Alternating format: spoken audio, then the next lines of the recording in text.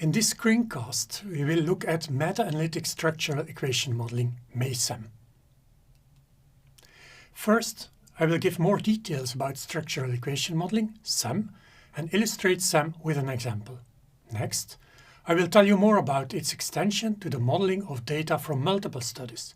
And again, we'll use an example to illustrate such a SEM analysis. First, structural equation modeling. A SEM model combines two kinds of models, a structural model and a measurement model. The structural model describes the relationship between multiple variables.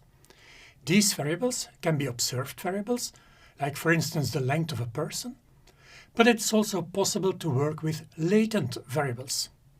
These are theoretical variables that cannot be observed directly. Examples of latent variables are motivation or emotional intelligence. Whereas motivation cannot be observed directly, it can be derived from observed behaviors. For instance, indicators of the motivation of a student are the number of questions the student asks during a lecture or the number of exercises the student makes at home. A measurement model is used to link latent variables to observed variables. In other words, to clarify based on which manifest variables one gets information on latent variables.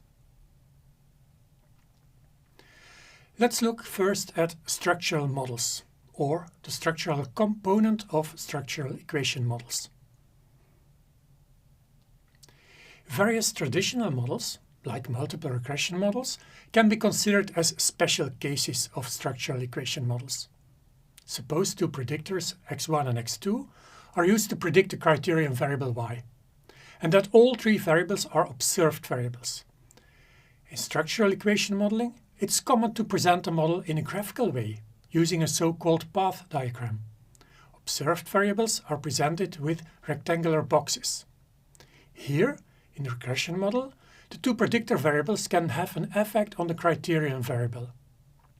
Single-headed arrows between boxes refer to causal relationships, or in a SEM model to regression weights. Note that by default, an intercept is estimated but not shown in the output of a SEM analysis. A circular arrow refers to the variance of a variable. Double-headed arrows between boxes refer to covariances. For the criterion variable y, part of the variance is explained by the predictors. Part of the variance is not explained. Also, the unexplained variance, therefore, is a parameter that should be estimated. Structural equation modeling has two purposes: estimating the parameters, here the betas, the covariance between predictors, and the residual variance. The second purpose is to test the fit of the model. One can fit various models, for instance a multiple regression model with two predictors and a model with only one predictor, and then compare the model fit to evaluate whether the inclusion of the second predictor is significantly improving the predictions.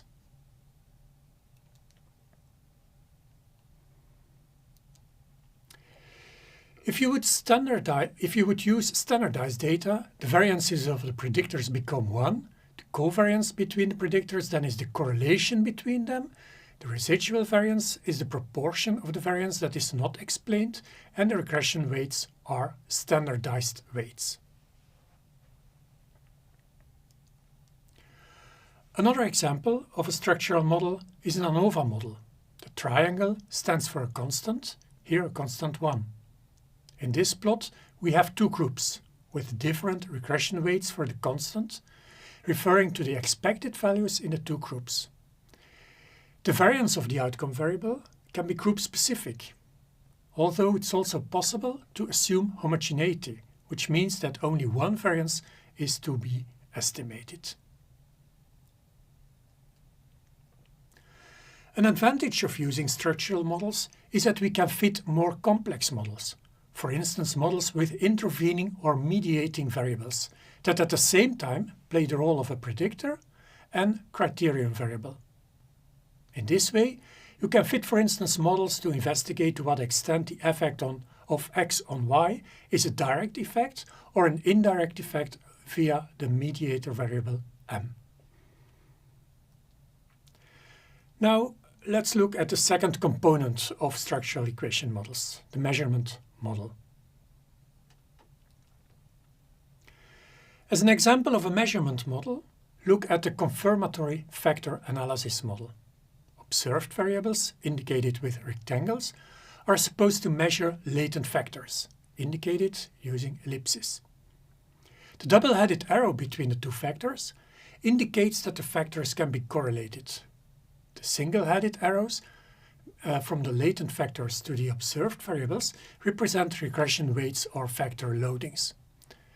To make the model identified, typically for each factor, one loading is constrained to 1. In addition, there are the variance parameters for the latent and observed variables. For observed variables, the variance refers to the variance that is not explained by the latent factors. Again, we could fit multiple models. For instance, this model with 2 factors and a model with only one general factor on which all observed variables load, and compare the model fit in order to choose the best fitting model. SEM models can combine both structural and measurement models. For example, a latent variable L3 can be regressed on 2 other latent variables L1 and L2. This is the structural part of the model. All 3 latent variables may be measured using a set of observed variables, which is modeled in the measurement part of this SEM model. An example. As input for a SEM analysis, you have to specify a model. This implies that you specify the measurement part, so you specify what observed variables load on what latent variables, and you further have to specify the structural relations between the variables. Further, indicate what variables can be correlated and clarify possible constraints. For instance, assume you want to do a multiple regression analysis with 2 observed predictor variables x1 and x2 that can be correlated, and that are assumed to have an impact on the criterion variable y. An important remark is that in a SEM analysis on data from a cross-sectional observational study, this is a study in which several variables are measured at the same time and no variables are experimentally manipulated, we can estimate parameters of the model and compare the model fit of various models, but we do not prove that the assumed direction of the effects is correct. The SEM analysis can be done on raw data, but it's also possible to use a covariance or a correlation matrix. Suppose this is the correlation matrix you obtained based on 120 observations. Both predictors, x1 and x2, correlate positively with the criterion variable y, and there is also a positive correlation between the 2 predictors. This will give the following output. Note that you can replicate the results using the R syntax prepared for this screencast. Here, the output is given in a visual way, with estimates of the variances, covariances, and regression weights. Because here a correlation matrix is used as input, the variances of the predictors are equal to 1, and the residual variance refers to the proportion of variance that is not explained by the model. You see that the 2 predictors explain 19% of the variance.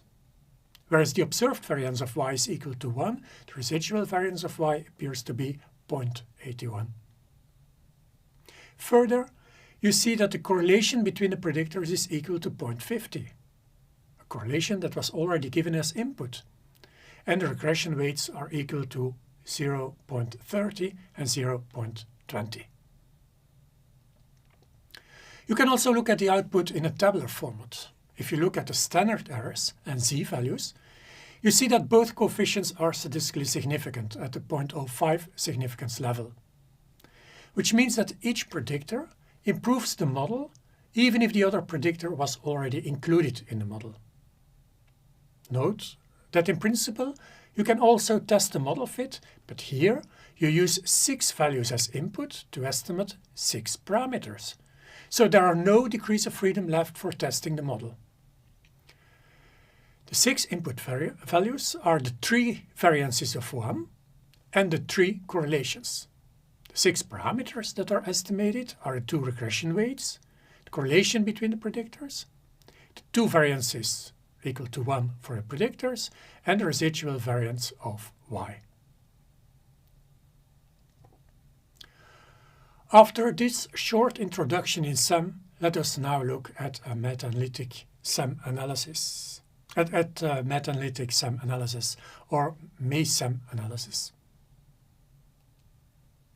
In a meta-analytic SEM, we estimate the SEM model parameters using combined information from multiple studies. This can be done in 2 steps. In the first step, we combine the data from multiple studies to estimate an overall correlation matrix. And in the second step, we do the SEM analysis based on this combined correlation matrix. Alternatively, a MESEM analysis can be done in 1 step. A MESEM analysis combines advantages from meta-analysis and from structural equation modeling. By combining data from multiple studies, like in other meta-analysis, you can increase the statistical power when testing hypotheses and the precision when estimating the parameters of interest. It also allows estimating and testing moderating effects of study characteristics. MESEM also has the flexibility of SEM in general. You can estimate various kinds of models with latent and observed variables. Here we will look only at 2-stage MESEM analysis. In the first stage, we combine the correlations from multiple studies to obtain an overall correlation matrix. Note that studies can differ in the size of the sample used and hence in the precision of their estimates, and therefore observed correlations should be weighted in the meta-analysis. Note that it is not required that all studies report on all correlations. If you want to fit a multiple regression model with 2 predictors, you need estimates of 3 correlations, but also studies that report on only 1 or 2 of these correlations can contribute information to the meta-analysis. As a result, not all pooled correlations will have the same precision, which should be accounted for in the second stage. It's also important to note that we will not do separate univariate meta-analysis for the different correlations, because in that way we would not account for the dependence of correlations from the same study. For instance, if in a study the sample has some atypical values for the variable x, this will affect both the correlation between x and y and the correlation between x and z. Therefore, we do a multivariate meta-analysis, and we can use robust variance estimation, or RVE, to fully account for the dependence. The first stage will result in a correlation matrix across studies, together with a sampling variance, or the squared standard error of each pooled correlation. The sampling variance gives us an idea of the precision of the estimates, but also the sampling covariances are estimated, which gives us an idea of the association between correlations within studies. In the second stage, the matrix with the pooled correlations is then used to estimate the SEM model. But in contrast to an ordinary SEM analysis, we are now also accounting for the matrix with the corresponding variances and covariances of the pooled correlations. An example of a MESEM analysis. There is discussion in the literature on whether dehumanizing a group, for instance calling a group cockroaches or rats, can contribute to violence against that group. Some people suggest that dehumanization is strongly related to disliking the other group, and that it is the dislike that contributes to violence rather than the dehumanization. In a recent study, we did a meta-analysis on studies that studied violence, dehumanization and dislike. to investigate whether there is still an association between dehumanization and violence after correcting for dislike. The model we fitted was a multiple regression model. Violence is regressed on dislike and dehumanization, two predictors that can be correlated. The regression weights of the two predictors represent the effect of the predictor on violence after correcting for the other predictor. In the first stage, we did a multivariate meta-analysis applying RVE. Again, the data and R syntax are made available so that you can replicate this analysis. This first stage resulted in a first matrix with pooled correlations across studies. We found that overall, violence is more strongly correlated with dehumanization than with dislike. We also found, as expected, that dislike and dehumanization are positively correlated. A second matrix is a covariance matrix. Because there are 3 correlations, we have in the covariance matrix 3 times 3 cells. On the diagonal, we have the sampling variances. You see that the correlation between dislike and violence is estimated with less precision than the 2 other correlations. Off the diagonal, you have the sampling covariances. For instance, the positive sampling covariance between the dehumanization violence correlation and the dislike violence correlation means that in studies in which a relatively large dehumanization violence correlation is observed, in general also a relatively large dislike violence correlation is found. In the second stage, the correlations are used to fit the SEM model parameters. We found that after correcting for the effect of dislike, the effect of dehumanization is still statistically significant. To test this coefficient, we calculated a 95% confidence interval, and we compared the model fit of this model with a model that constrained the coefficient of dehumanization to 0. The opposite is not true. If we account for the effect of dehumanization, there is no statistically significant additional effect of dislike anymore. Together, the 2 predictors explain about 19% of the variance in the amount of violence. We also did a series of sensitivity analysis in which we corrected for a few additional predictors. But we found that results are robust. For all these additional models, we found that dehumanization is statistically significantly related to violence, even after accounting for the effect of dislike. To conclude, an important strength of SEM is its flexibility. SEM models can include observed but also latent variables. They can include multiple levels, multiple predictors, multiple outcome variables, mediators, moderators, and so on. In fact, all meta-analytic models that we have seen so far can be considered as special cases of a SEM model. Yet, SEM is a recently developed approach that is not fully developed yet. More research is needed on the possibilities and the performance of the approach.